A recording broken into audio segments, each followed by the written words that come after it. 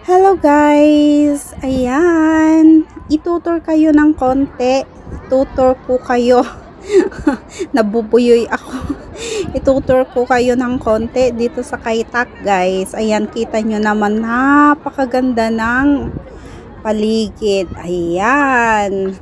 Ngayon ko lang din to nalaman guys, sa tagal-tagal ko na dito. Kung hindi pa napanood yung mga trending, hindi pa namin to alam. Ayan. Kaya may mga konti akong clips dito. Yan, pinapakita ko ngayon yung kagandahan ng Kaitak. Ayan.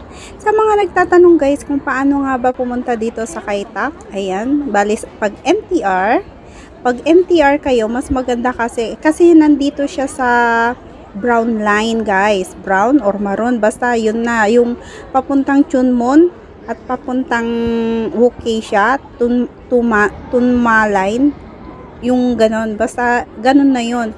Kasi para sa akin, from Shatin, nag-interchange ako ng Taiwai, and then kinuha ko yung papuntang Chunmon.